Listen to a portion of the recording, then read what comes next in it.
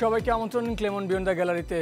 আমরা দেখতে দেখতে ইউরো এবং কোপার একেবারে শেষ পর্যায়ে চলে এসেছি। আর মাত্র বাকি আছে 6 ম্যাচ, ইউরোতে 3 ম্যাচ এবং কোপায় 3 ম্যাচ, দুটি সেমিফাইনাল আর একটি করে ফাইনাল। এরপরে জানা যাবে আসলে কার হাতে উঠছে দুই মহাদেশীয় শ্রেষ্ঠত্বের স্মারক চ্যাম্পিয়ন্স ট্রফি। আমাদের সাথে আজকে আলোচনা করার জন্য আছেন ফুটবল কোচ জুলফিকার মাহমুদ মিন্টু। আপনাকে অসংখ্য ধন্যবাদ আমাদের সাথে যুক্ত হওয়ার জন্য। দর্শক, আমরা আলোচনা করব কোপা এবং ইউরোর প্রথম সেমিফাইনালে কি হতে পারে 4 দলের ট্যাকটিক্স, কি হতে পারে 4 দলের আসলে চিন্তাধারা। তবে তার আগে ছোট্ট করে জেনে নিব দেশ বিদেশি ক্রীড়াঙ্গনে কি চলছে। দর্শক, আপনাদের জন্য, আপনাদের নিয়েই আমাদের এই অনুষ্ঠান। চাইলে আপনারাও যুক্ত হতে পারেন এই ক্লেমন বিয়ন্ড দ্য গ্যালারিতে, ফোন করতে পারেন স্ক্রিনে দেখানো নাম্বারে। আমরা আলোচনা শুরু করতে চাই মিন্টু ভাই, সেটা হচ্ছে প্রথম সেমিফাইনাল, হাই ভোল্টেজ ব্লকবাস্টার যেটাই বলি না কেন। মানে এই সেমিফাইনালটা কি স্পেন ভার্সেস ফ্রান্সটা কি অ্যাটাকিং ফুটবল ভার্সেস ডিফেন্সি ফুটবল?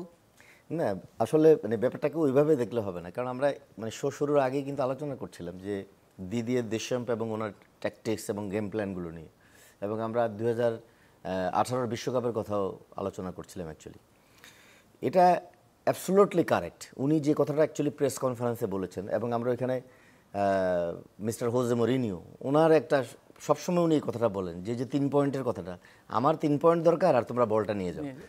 মানে হচ্ছে যে position does not secure the victory, and eventually the experience does not give you the guarantee to win the match. It's all about option. এখন একজন কোচ প্রতিপক্ষ দলটাকে কনসিডারেশনে রেখে actually তার গেম প্ল্যান স্ট্র্যাটেজিগুলো সেট করে, কারণ at the end of the day result is important. কারণ এক একজন কোচ এক একভাবে দেখেন। আমি যদি বলি এখানে একটা গ্লাস অর্ধেক পানিতে ভরা, আমি বলবো যে অর্ধেক পানি ভরা, আপনি বললেন যে অর্ধেক খালি, দুজনেই কিন্তু রাইট। এখন একজন কোচ হয়তো ভাবে যে attack is the first option of defence, আক্রমণটা যত বেশি করব তাহলে তত বেশি আমি সেফ থাকবো, কারণ প্রতিপক্ষকে যদি আমি বের হতে না দিই সেখান থেকে, বা আমি যেটা করতে চাচ্ছি তাদেরকে ইন্টিমিডেট করা, বাধ্য করা যে ওইখান থেকে প্লে আউট করো না, পজিশনটা হারাও, লং খেলো, আমি এখানে বলটা উইন করি।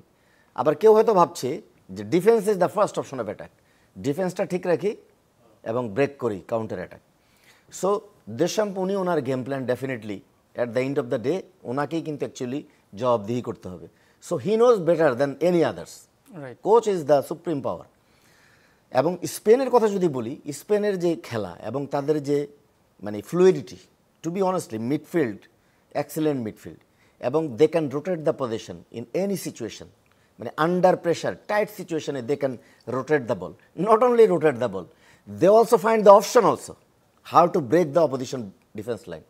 এবং কখনো কখনো ডিফেন্স স্প্লিটিং যে পাসগুলো unbelievable, eventually flank operation, both the flanks they have lots of trickery on the flank area and they can bring the cross, because আপনি যখন গোল করতে চাইবেন definitely you have to move the ball behind the defence. কেন বলটা ডিফেন্সের পিছনে actually খেলা হয়? To cross the ball. Why we move the ball behind the defence? To attack the goal on a run. So এই ভেরিয়েশনসগুলো Spain টিমের মধ্যে রয়েছে। অ্যাট দ্য সেম টাইম নেদারল্যান্ডসেরও ফ্ল্যাঙ্ক অপারেশনটা, মানে যতটুকু এখন পর্যন্ত ইউরোর খেলা আমরা দেখেছি, ফ্রান্সের কথা বলতে পারি আমরা, নেদারল্যান্ডসের উইংয়ের কথা বলছি আমি, রাদার দ্যান ফ্রান্স। ফ্রান্স আপনি দেখেন খুব স্ট্রাগল করছে কিন্তু গোল স্কোরিং অপরচুনিটি ক্রিয়েট করার ক্ষেত্রে। 86 শট অন টার্গেট করেছে, কিন্তু এখন পর্যন্ত গোল পায়নি ওপেন প্লেস থেকে। মানে সাবেক ওয়ার্ল্ড চ্যাম্পিয়ন, মানে এটা আশ্চর্যজনক একটা ঘটনাই বলতে পারি আমরা। পুরো ইউরোতে একটা গোল ওপেন প্লে থেকে করতে পারিনি এখন পর্যন্ত, অথচ সেমিফাইনাল খেলছে এবং ইভেনচুয়ালি তারা কিন্তু ফেভারিট টিম। সো কখনো কখনো এরকম পরিস্থিতি, এবং এই পরিস্থিতি আপনাকে সামালও দিতে হয়। আপনি যেটা বললেন যে স্পেন এবং ফ্রান্সের যে গেম প্ল্যান এবং স্ট্র্যাটেজি, ডিফেন্সটাকে কম্প্যাক্ট রাখা। আপনি যদি কোয়ার্টার ফাইনাল ম্যাচটাও দেখেন অ্যাকচুয়ালি পর্তুগালের সঙ্গে, সেটাকে কিন্তু টেনে এক্সট্রা টাইম পর্যন্ত নিয়ে যাওয়া এবং হচ্ছে পরে টাই ব্রেকারে এটা নিষ্পত্তি হওয়া। সো স্পেন টিম হয়তো কিছু ক্ষেত্রে তারা ডিফিকাল্টিস ফেস করবে, 2-3 জন কি প্লেয়ার তাদের, আমরা নিশ্চয়ই এই ব্যাপারে আসবো। তো আরেকটা ব্যাপার হচ্ছে ফ্রান্সের জন্য গোল করা যতটা গুরুত্বপূর্ণ তার থেকেও আর একটু গুরুত্বপূর্ণ হচ্ছে এমবাপ্পের ফর্মে ফেরা, কারণ কিলিয়ান এমবাপ্পের উপরে অনেকটাই নির্ভর করে এই ফ্রান্স। গতিময় ফুটবলের যেই তারা স্পিডটা দেখিয়েছিল লাস্ট কয়েকটা ওয়ার্ল্ড কাপে, সেখানে কিন্তু আমরা দেখেছি আসলে নিষ্প্রভ হয়ে আছে আসলে এমবাপ্পে। এটা কি তার আসলে ইনজুরির কারণে, নাকি আসলে মিডফিল্ড থেকে যে বলের যোগান? তিনি একটা প্রেস কনফারেন্সে বলেছিলেন এমন যে পগবা থাকতে আমি চিন্তা করতাম না, আমি শুধু রান করতাম, আমি জানতাম যে বলটা আমার কাছে আসবে। সেই পগবাকে কি মিডফিল্ডে মিস করছে কিনা আদ্রিও রাবিওকে আজকে পাওয়া নিয়ে একটা শঙ্কা রয়েছে? কারণ আপনি যদি ফ্রান্সের মিডফিল্ড দেখেন, N'Golo Kante box to box midfielder, excellent midfielder, defensive roles eventually attacking roles. Tchouameni কিংবা কামাভিঙ্গা, এদের কিন্তু ক্রিয়েটিভিটির অনেক ঘাটতি রয়েছে। আপনি কিন্তু ইউরোর প্রত্যেকটা দলেই কিন্তু টপ ফেভারিট যারা, তাদের প্রত্যেকটা দল এক্সেপ্ট স্পেন এবং কখনো কখনো আমি বলবো যে জার্মানি, এদেরকে ছাড়া অন্য দলগুলো অ্যাকচুয়ালি মিডফিল্ডের ক্রিয়েটিভিটিটা তেমন একটা নেই। যদিও নেদারল্যান্ড শেষ পর্যন্ত তাদের একটা best possible combination balance midfield এবং অ্যাটাকিং সাইডে সেটা তারা ফাইন্ড আউট করতে পেরেছে, এবং they are doing also very good. So মিডফিল্ডের এই ক্রিয়েটিভিটি না থাকলে অ্যাকচুয়ালি যেমন ইংল্যান্ড সুইজারল্যান্ডের সঙ্গে ম্যাচ যেটা হয়েছিল আপনি দেখেন, এবং পরবর্তীতে আমরা যদি বলি নেদারল্যান্ড এবং টার্কির খেলা, ডিফেন্সের পিছনে বল ফেলা এবং হচ্ছে রান করা রানার জোন থেকে, সেটা কিন্তু অনেক এগিয়ে ছিল টার্কি নেদারল্যান্ডসের সঙ্গে। সেকেন্ড হাফে যখন আবার নেদারল্যান্ডস এই কাজটা শুরু করলো, তখন কিন্তু আবার টার্কি চাপের মধ্যে পড়লো। ঠিক যেটা অ্যাকচুয়ালি এমবাপ্পে বলছেন যে বিহাইন্ড দ্য ব্যাকলাইন বল নেওয়া এবং সেই ধরনের বল দেওয়ার মতো মিডফিল্ডার কিন্তু ফ্রান্সের এই দলে কিন্তু এখন এই মুহূর্তে নেই। কারণ আপনি অপোনেন্ট যখন আপনাকে প্রেস করবে, ডেফিনেটলি আপনার ব্যাকলাইনকে পুশ করতে হবে, এবং ব্যাকলাইনের পিছনে অনেক স্পেস থাকে। So you have to capitalise that space by your quality well timed passing. So that is very important. এবং এমবাপ্পে অ্যাকচুয়ালি যদি আমরা প্রথম ম্যাচ থেকে দেখি, he is not comfortable actually, he is not comfortable, but at the same time এটাও মাথায় রাখতে হবে one of the best player ever produce by this world. So যে কোনো সময় অ্যাকচুয়ালি সে তার অ্যাকচুয়ালি আসল স্বরূপে আসতে পারে, এবং he has that quality to break any kind of defensive organisation. আমরা আরও আলোচনায় আসবো, তার আগে একজন দর্শকের মতামত কিংবা প্রশ্ন জানবো। আপনার নাম পরিচয় জানিয়ে প্রশ্ন কিংবা মতামত জানাতে পারেন।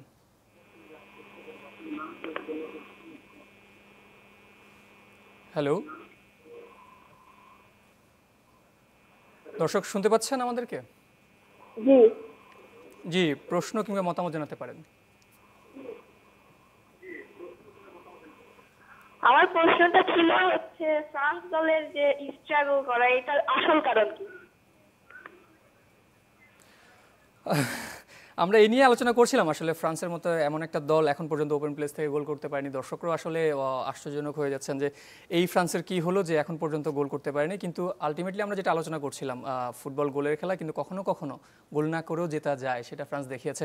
ওভারঅলি আমি যদি বলি, স্পেনের এই ম্যাচটা অনেক গুরুত্বপূর্ণ, কারণ জিতলেই ফাইনাল, হারলেই বিদায়। তবে কথা হচ্ছে তাদের 3জন সেরা একাদশের প্লেয়ারকে আজকে পাচ্ছেন না। দেইলা ফন্তে, দানি কারভাহাল ফুলব্যাকের, রাইট ব্যাকের, যিনি এই মুহূর্তে one of the finest footballer in the world, এবং নরম্যান্ড সেন্টার ব্যাকে, এবং আলভারো মোরাতা স্ট্রাইকিংয়ে। এটা কতটা প্রভাব ফেলতে পারে তাদের পারফরমেন্সে? কারণ এই একাদশ নিয়েই তারা কিন্তু এত দূর এসেছে। এটা ডেফিনেটলি একটা সিগনিফিক্যান্ট ম্যাটার, কিন্তু তারপর আমি বলবো যে এই লেভেলে plenty of option they have. কারণ আপনি দেখেন ড্যানি অলমো কিংবা ওয়ারজাবাল, ওরা যখন মাঠে আসে, যে সময় মাঠে তাদেরকে ইন্ট্রোডিউস করা হয়, কোনো ডিফারেন্স কিন্তু থাকে না actually. Even Ferran Torres, right, yes, he can be a very good option instead of Alvaro Morata. So আমি মনে করি না যে খুব একটা সমস্যা হবে, because lots of option is there and easily they can rotate this players. তবে স্পেনের জন্য যেটা মানে এই ম্যাচে সবচেয়ে বড় চ্যালেঞ্জটা হতে পারে অ্যাকচুয়ালি, যদি লাস্ট ম্যাচটা দেখি আমরা ফ্রান্সের ইন্টেনশনটাই থাকে অ্যাকচুয়ালি অপোনেন্টকে কোনো মানে সেন্ট্রাল করিডোরে কোনো স্পেস না দেওয়া, কিন্তু স্পেনের মতো দলকে আসলে এভাবে মানে আটকে রাখা, নিয়ন্ত্রণ করা ইটস ভেরি ডিফিকাল্ট।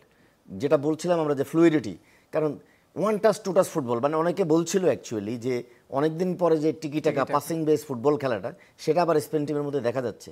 মানে খুব বেশি সময় অ্যাকচুয়ালি পায়ে বল রাখছে না, এবং যখনই অ্যাটাকিং থার্ডে তারা এন্ট্রি করে অ্যাকচুয়ালি, তখনই both the wings, Nico Williams কিংবা Lamine Yamal, both the players, they have a lots of মানে different attacking elements with them, so they can create the opportunity from the flank area. So I think that it will not be a very মানে big question for them যে কোন কোন প্লেয়ারগুলো খেলছে না। Definitely these players are very influential player for the team, তারপরও replacement আছে, এবং আমি মনে করি যে easily they can deal with this situation. সিস্টেমের কারণেই তারা এই ল্যাকিংসটা ওভারকাম করতে পারবে। Very well side. আমরা লামিন ইয়ামালের কথা না বললেই নয়। স্পেনে মাত্র 16 বছর বয়সে, মানে পরীক্ষা দেওয়ার মাঝখানে তিনি ইউরো খেলতে এসেছেন, এসে তিনটে অ্যাসিস্ট করে ফেলেছেন এই 16 বছর বয়সে, যেটা এখন পর্যন্ত ইউরো এত কম বছর বয়সে কেউ ইউরোতে করতে পারেনি। একই সাথে তার বড় প্রতিদ্বন্দ্বী বোধহয় আছে কিলিয়ান এমবাপ্পে, মানে who might be the game changer for two. কারণ কিলিয়ান এমবাপ্পেকে ডেফিনেটলি একটা বিশাল রোল প্লে করতে হবে, ফ্রন্ট লাইনে লিড করতে হবে। কারণ আমরা থুরামকেও যদি দেখি, থুরামের পারফরমেন্সও সেরকম আপ টু দ্য মার্ক না অ্যাকচুয়ালি। যেরকম এক্সপেকটেশন তার কাছে ছিল মানে টুর্নামেন্ট শুরুর আগে, সেরকম হচ্ছে না অ্যাকচুয়ালি। এবং টিপিক্যাল নাম্বার 9-এর যে সমস্যাটা ফ্রান্স টিমে, সেটা কিন্তু এখনও রয়েছে। কারণ ফ্রান্স টিমে কিন্তু টিপিক্যাল নাম্বার 9 পজিশনের প্লেয়ার কেউ না। কারণ এমবাপ্পে নাম্বার 9 পজিশনেও যদি খেলে, থুরাম যদি একপাশে খেলে, মোস্ট অফ টাইমস দেখা যায় যে এমবাপ্পে অ্যাকচুয়ালি নিচে এসে লিঙ্ক আপ করার চেষ্টা করে, কিংবা কখনো কখনো সে ফ্ল্যাঙ্ক অপারেট করে। কিন্তু যখন সে ফ্ল্যাঙ্ক অপারেট করে, তারা অ্যাকচুয়ালি পজিশনটা সোয়াপ করে, থুরাম ভিতরে চলে যাচ্ছে। সো আমি মনে করি যে অ্যাকচুয়ালি টিপিক্যাল নাম্বার 9 পজিশনের প্লেয়ারের একটা ঘাটতি ফ্রান্স টিমে রয়েছে। কিন্তু তারপরেও কথা হচ্ছে যে তাদের যে গেম প্ল্যান দিদিয়ে দেশামসের, যে আমি যদি গোল কনসিড না করি, অপরচুনিটি উইল কাম ডেফিনেটলি। ওকে, জুলফিকার মাহমুদ মিন্টু, আমাদের সাথে আরও একজন দর্শক আছেন। আপনার নাম, পরিচয় জানিয়ে প্রশ্ন কিংবা মতামত জানাতে পারেন। দর্শক শুনতে পাচ্ছেন? আমি বরিশালের উজিপুর থেকে বলছিলাম, মিলন হালদার। জি, শুনতে পাচ্ছি। জি, আমার প্রশ্ন হচ্ছে যে রেফারির বৈষম্য দেখা যায়, প্রায় মানে এক টানের প্রতি বেশি টান বা ভুল কল দেয়। যেমন গত দিনের ম্যাচে জার্মানির বিপক্ষে একটা পেনাল্টি দেয় নাই, এটা কিসের কারণে হয় বা এটা ইচ্ছাকৃত হয় কিনা? আরেকটা প্রশ্ন হচ্ছে আপনার আর্জেন্টিনা মানে একাধিক কুম খেলে, এটা মানে আক্রমণাত্মক কুম খেলে, এটার কারণটা যদি একটু বলতেন। অসংখ্য ধন্যবাদ। দর্শকের দুটো প্রশ্ন। প্রথমটা হচ্ছে আসলে চলতি ইউরো এবং কোপায় আমরা বারবার দেখেছি রেফারিং নিয়ে একটু কথা হচ্ছে। ইভেন ব্রাজিল ম্যাচে রেফারি আসলে তার ভুল স্বীকার করে নিয়েছে, বিশেষ করে কনমেবলও স্বীকার করেছে যে ওটা ভিনিসিয়াসের পেনাল্টি ছিল। এবং ইউরোতেও কিন্তু একটা পেনাল্টি নিয়ে বেশ কথা হচ্ছে, কেন পেনাল্টিটা দেওয়া হলো না। ওভারঅল রেফারিং নিয়ে আপনাকে কি মনে হয় আসলে এই প্রযুক্তির যুগেও আসলে বা আরও চেঞ্জিং আনা দরকার? অথবা না, এখানে একটা জিনিস হচ্ছে যে definitely referee he is also human being. এখন কিন্তু রেফারিংটা উনি শুধু নিজেই কিন্তু নিয়ন্ত্রণ করেন না ম্যাচে, এর বাইরেও কিন্তু ভার, যেটা আমরা জানি, এবং স্ক্রিনোমিটারও ইউজ করা হচ্ছে। টেকনোলজি অনেক অ্যাডভান্স এখন। সো যখনই এই ধরনের কোনো ইনসিডেন্ট ঘটবে, ডেফিনেটলি ওনার টকব্যাক আছে, সেটা উনি কমিউনিকেট করছেন কিন্তু হচ্ছে ভারে যারা বসে আছেন অফিসিয়াল, ম্যাচ অফিসিয়ালস, ওনারা কিন্তু ক্ল্যারিফিকেশন দেবেন ওখান থেকে। কারণ আপনি দেখবেন অনেক সময় অ্যাসিস্ট্যান্ট রেফারি একটা বল অফসাইড হয়েছে, উনি কিন্তু সময় নেন, সময় নেওয়ার পরে কিন্তু উনি ওনার ফ্ল্যাগটা রেজ করেন। বিকজ এখানে বলা হচ্ছে আইনে যে আপনি কয়েক সেকেন্ড, 5-7 সেকেন্ড সময়ও নিতে পারবেন। এতে যদি গোলও হয়ে যায় ডাজন্ট ম্যাটার, কিন্তু ডিসিশনটা যাতে পারফেক্ট হয়। দেখবেন আপনার সময় অ্যাসিস্ট্যান্ট রেফারি পরে ফ্ল্যাগটা রেজ করছেন। আর বাই দিস টাইম অ্যাকচুয়ালি কিন্তু ভিআর যারা থাকেন, ওনাদের সঙ্গে কিন্তু ম্যাচ অফিসিয়াল যিনি মেইন রেফারি, তার কিন্তু আসলে যোগাযোগ হতে থাকে যে এটার ক্ল্যারিফিকেশনটা অনেক সময়, তখন কিন্তু পরেও এসে কিন্তু আবার সেই আপনার ডিসিশনটা চেঞ্জ হয় কখনো কখনো। তো আমি মনে করি যে রেফারি অ্যাকচুয়ালি কখনোই ইন্টেনশনালি এই ধরনের কাজ কখনো করেন না, অন্তত এমন স্তরে, এমন পর্যায়ে। স্পেন ভার্সেস ফ্রান্স, অপটা বলছে আসলে স্পেনকে এগিয়ে রাখছে 38 পয়েন্ট সামথিং এবং ফ্রান্সকে 30 পয়েন্ট সামথিং। ওভারঅলি আপনি যদি এই ম্যাচটাকে আপনার মূল্যায়ন করতে হয়, তাহলে কাকে এগিয়ে রাখবেন? আর যদি এক্সট্রা টাইমে চলে যায়, সেক্ষেত্রে শুট আউটে কে জিততে পারে? টু বি অনেস্টলি, এই ফুটবলটা হচ্ছে আনপ্রেডিক্টেবল এনভায়রনমেন্টের খেলা। Nobody knows what is going to be happen after 5 seconds or 10 seconds. Football হচ্ছে ওপেন স্কিল গেম, ক্রিকেট হচ্ছে closed skill game. You can identify actually যে ক্রিকেটে কী হতে যাচ্ছে। সো প্রেডিকশন খুব ডিফিকাল্ট অ্যাকচুয়ালি।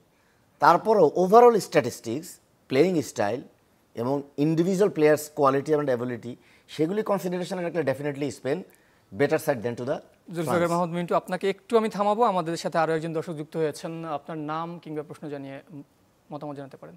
ওয়ালাইকুম সালাম। নওগাঁ জেলা থেকে বলতেছি। বর্তমানে যে সেমিফাইনালে স্পেন লড়তেছে, সে প্রত্যেক গত কয়েক বিশ্বকাপে মানে ভালো পারফরমেন্স করতেছে না, কিন্তু ইউরোতে এসে অনেক প্রায় প্রতিটি ইউরোতে ভালো পারফরমেন্স করতেছে। কারণ একটু যদি বলতে পারেন। জি, অসংখ্য ধন্যবাদ।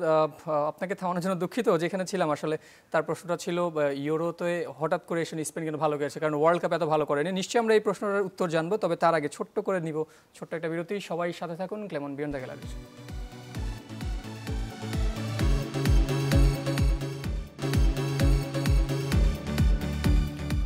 বিরতির পর আবারও সবাইকে আমন্ত্রণ জানাচ্ছি ক্লেমন বিয়ন্ড দ্য গ্যালারিতে। আপনাদের সাথে আছে আমি জহির সাগর। আমরা কথা বলছিলাম ইউরো এবং কোপার শেষ চারের লড়াই নিয়ে। আমাদের সাথে অতিথি হিসেবে আজকে আছেন football coach Zulfikar Mahmud Mintu.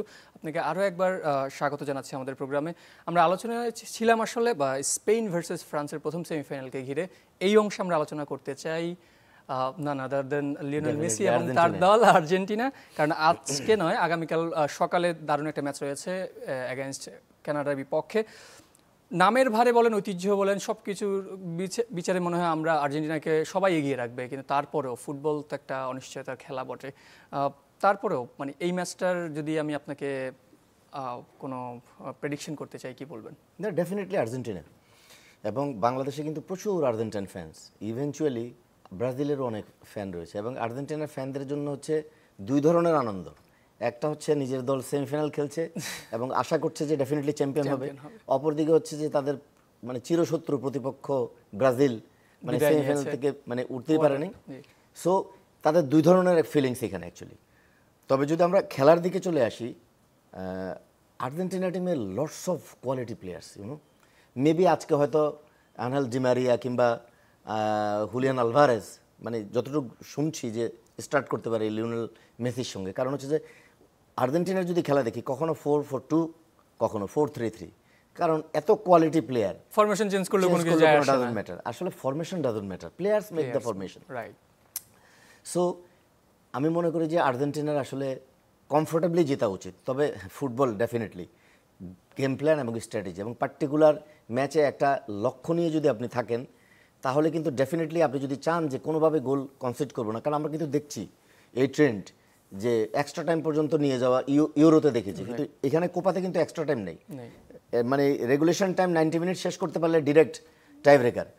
So এইটার চেষ্টা ডেফিনেটলি কানাডা করতে পারে, কিন্তু এটা করে কতটুকু সাকসেস হবে I am not sure about it. কারণ এত বেশি কোয়ালিটি অ্যান্ড ইভেনচুয়ালি ফ্লুইডিটি মিডফিল্ডে দেখেন আপনি, সো মেনি প্লেয়ার্স, বেঞ্চে বসে থাকতেছে কত কোয়ালিটি প্লেয়ার। সো অন্য টিম হয়তো দেখা যায় যে এই ধরনের প্লেয়ারও নেই।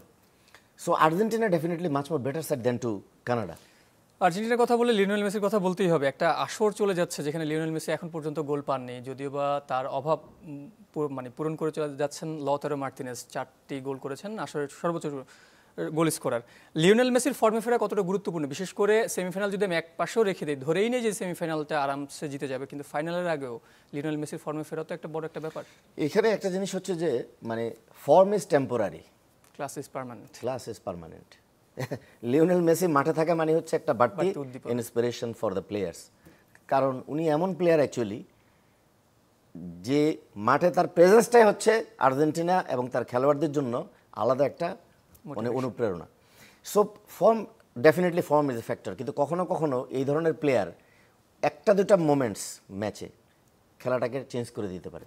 So I am not worried about his performance. এবং আমি খালি এটাই মানে খেলা যখন দেখবো ডেফিনেটলি ওর প্রেজেন্সটা মাঠে, actually how he lead the team. মাঠে লিডার অনেক সময় এমনভাবে থাকে অন্যরাই অ্যাকচুয়ালি কাজ করে, লিডার শুধু লিড করে। দেখেন যে কখনো কোনো লিডার সামনে থেকে লিড দেয়, আবার কোনো লিডার আছে পিছন থেকে লিড করে। এক একজনের way of style different. So Lionel মেসির ফর্ম নিয়ে আই এম নট ওয়ারিড যে ফাইনালের জন্য তার ফর্মে ফেরাটা জরুরি কিনা, but he can make the difference any time, he has that quality. So Argentina টিমের মানে যে কম্বিনেশন প্লেয়ার্স এবং তাদের যে অ্যাবিলিটি, আমি মনে করি যে definitely they can go through final. And eventually ফাইনালে যদি প্রতিপক্ষ উরুগুয়ে কিংবা আমরা যদি কলম্বিয়াকে দেখি, যে জিতবে সেই হবে। So it will be another difficult match for Argentina. আপনি যদি গ্রুপ ম্যাচগুলো দেখেন তেমন শক্ত প্রতিপক্ষ কিন্তু তাদেরকে ফেস করতে হয়নি। সো আলটিমেটলি কিন্তু ফাইনালে গেলে হয়তো একটা শক্ত প্রতিপক্ষ ফেস করতে হতে পারে, মেবি উরুগুয়ে, মেবি কলম্বিয়া। মনে হয় উরুগুয়ে হয়তো হতে পারে, কারণ ওইখানে আবার মার্সেলো বিয়েলসার মতো একজন ট্যাকটিশিয়ানস রয়েছে। আমরা নিশ্চয়ই উরুগুয়ে নিয়ে কথা বলবো, কলম্বিয়া নিয়ে কথা বলবো, তার সাথে জেনে আসবো। আরও একজন দর্শক আমাদের সাথে যুক্ত হয়েছেন, আপনার প্রশ্ন কিংবা মতামত জানাতে পারেন। আসসালামু আলাইকুম। ওয়ালাইকুম সালাম। আমি রিপন রাজবাড়ি থেকে বলছি। জি মিন্টু ভাই, আসসালামু আলাইকুম। ওয়ালাইকুম আসসালাম। ভালো আছেন? হ্যাঁ আছি আলহামদুলিল্লাহ। আচ্ছা, আমি দুইটা প্রশ্ন করতে পারছি যে আজকে যে খেলা স্পেন এবং ফ্রান্স এবং আগামীকাল কানাডা এবং আর্জেন্টিনার যে খেলাটা, দুইটা দুই রকমের খেলা, একটা ল্যাটিন আমেরিকা, একটা ইউরোপিয়ান। আজকের ম্যাচের যে স্পেন এবং ফ্রান্সের তুরুপের তাস কে হতে পারে এবং আগামীকালকে খেলা কে তুরুপের তাস হতে পারে, যে 22 জন খেলা যারা আমরা বুঝতে পেরেছি ওনার প্রশ্নটা খুবই পরিষ্কার। আসলে দুইটা বড় ম্যাচে কে এক্স ফ্যাক্টর হতে পারেন? টু বি অনেস্টলি যদি আমরা আজকে দেখি মানে ইউরোর খেলাতে ফ্রান্স এবং স্পেনের খেলা, স্পেনের midfield Rodri, Pedri and eventually Fabian Ruiz in fact Pedri কিন্তু টুর্নামেন্ট থেকে ছিটকে গেছে ইনজুরির কারণে। মানে this three players outstanding player, কিন্তু ফ্যাবিয়ান রুইস তার roles and responsibility different. Eventually Dani Olmo যখন মাঠে আসে he can make the difference also. So 3-4টা প্লেয়ার রয়েছে অ্যাকচুয়ালি স্পেন টিমে। আমি যদি বলি নিকো উইলিয়ামস কিংবা Lamine Yamal, Fabian Ruiz and eventually Rodri এবং সাবস্টিটিউট হিসাবে বা স্টার্টিং 11টা কি হবে এখনো কিন্তু এই মুহূর্তে বলা খুব ডিফিকাল্ট। আর্জেন্টিনা কানাডা ম্যাচ ছোট করে আমরা একেবারে শেষ পর্যায়ে Argentina definitely lots of quality player is there. তারপরে লথারো মার্টিনেজ এখন যে অবস্থা, even Julian Alvarez also, this players can be the big factor. অসংখ্য ধন্যবাদ জুলফিকার মাহমুদ মিন্টু। তবে দিন শেষে লিওনেল মেসি যে দলে খেলে সেই দলে আসলে লিওনেল মেসি ছাড়া অন্য কারো কাছে আসলে স্পটলাইটে যাবে না, এটাই খুবই স্বাভাবিক। তবে দিন শেষে মাঠে খেলাতে প্রমাণ করতে হবে লিওনেল মেসি এবং তার দল আর্জেন্টিনাকে। কি হয় সেই প্রশ্ন ভবিষ্যতের কাছে রেখেই শেষ করবো আজকের ক্লেমন বিয়ন্ড দ্য গ্যালারিকে। সবাইকে অসংখ্য ধন্যবাদ আমাদের সাথে যুক্ত হওয়ার জন্য।